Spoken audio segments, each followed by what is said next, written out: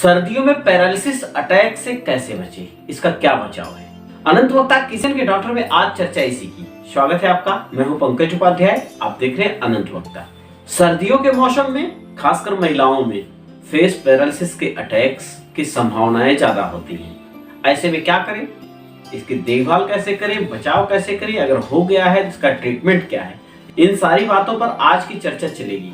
बता रहे हैं वैद्य डॉक्टर नामधार शर्मा।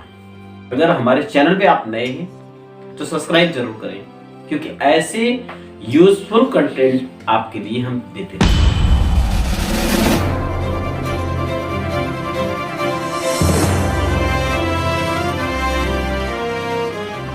नमस्कार, मैं डॉक्टर नामधार शर्मा, एमडी आयुर्वेदा, पिछले 25 साल से प्रेमधार रिसर्च इंस्टीट्यूट एंड हॉस्पिटल चला रहा हूँ रोहिणी सेक्टर 24 में।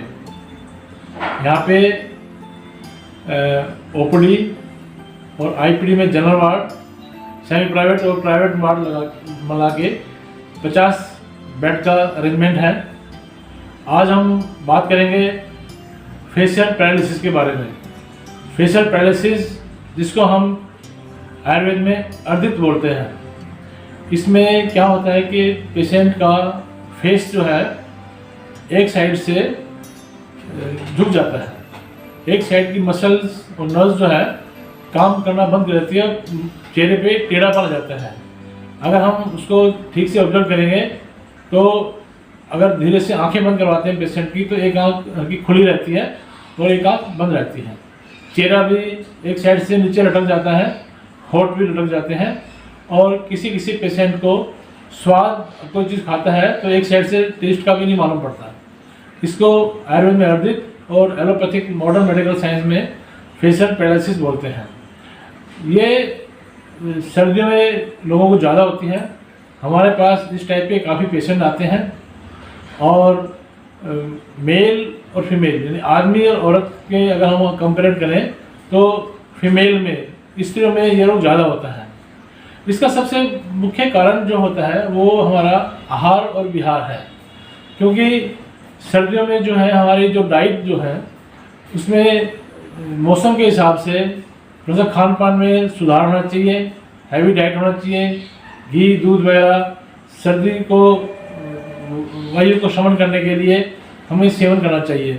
लेकिन जो मोस्टली घर में स्त्रियां घर में काम करती हैं तो इतना अपनी सेहत पे, अपने खाने पीने पे ध्यान नहीं दे पाती, और इस वजह से उनको ये सब तकलीफ हो जाती है। दूसरा कारण, कोई जो वायु प्रकृति के पेशेंट हैं वो अगर वायुवर्धक आहार और विहार का सेवन करें। वायुवर्धक आहार विहार होते हैं जो खाने से पेट में गैस बनाएं, भारीपन हो, कॉन्स्टिपेशन पैदा करें, उनको हम वायुवर्धक आहार बोलते हैं। जैसे चावल, राजमा, ठंडा पानी, कोल्ड ड्रिंक, आइसक्रीम, दही ज़्यादा खाना, ये सब वायुवर्धक हैं। और ये आहार में हो गया। विहार का मतलब है रात को लेट तक जागना, पूरा आराम न करना, ये वायुवर्धक विहार है। जो घर में हमारी माताएं बहनें ज़्यादा काम करती हैं, काम में लगी रहती हैं, टाइम से खाना नहीं खाती, टाइम से ब्रेकफास्ट नहीं, उस वजह से ये सब बीमारी होने के कारण ज़्यादा होते हैं। इसमें कोई जान की नुकसान नहीं होता, लेकिन एक साइड की नसें कमज़ोर होने से ये ज़्यादा तकलीफ दे भी नहीं होती, लेकिन वो फेस में, चेहरे में टेढ़ापन आ जाता है।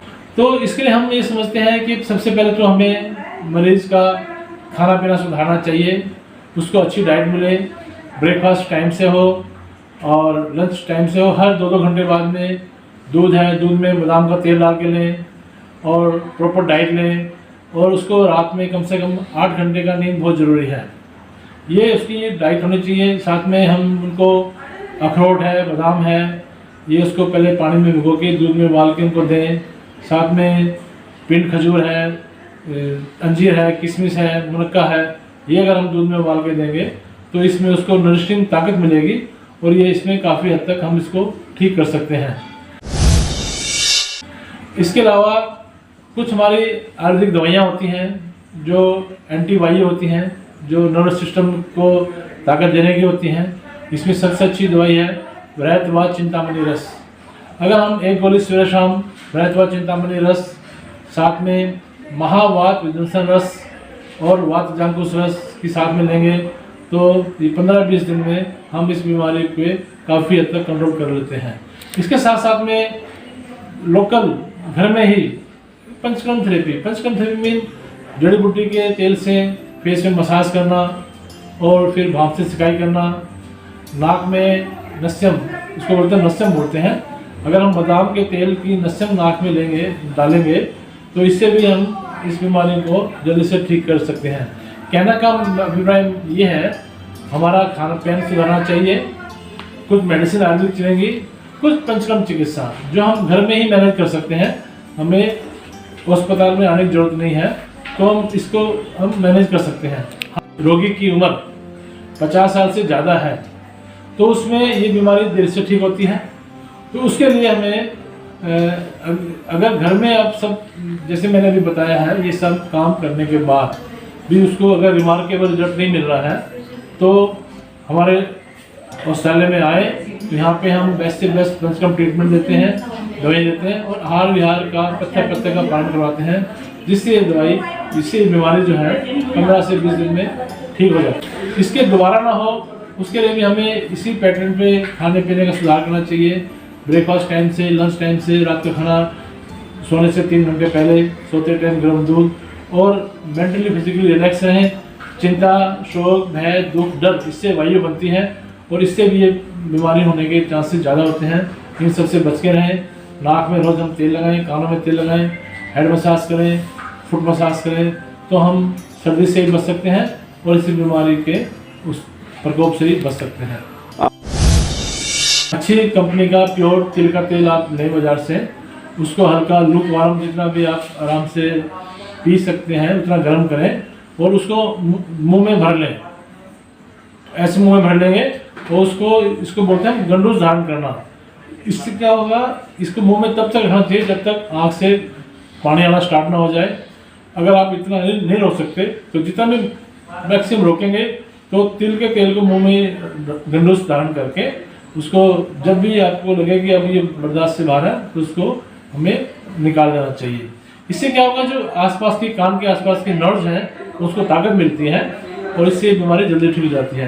एक्सरसाइज में यही है कि दिन में 2-3 बार जैसे गुब्बारे को फैलाने की कोशिश करनी चाहिए, इससे यहाँ की नसें फूलती हैं और बैठे बैठे भी हम मुँह को फुला के हवा भर के फिर छोड़े, इससे भी इस बीमारी को हम जल्दी ठीक कर सकते हैं। अगली वीडियो में हम जल्दी मिलते हैं, बने रहे हमारे साथ। धन्यवाद।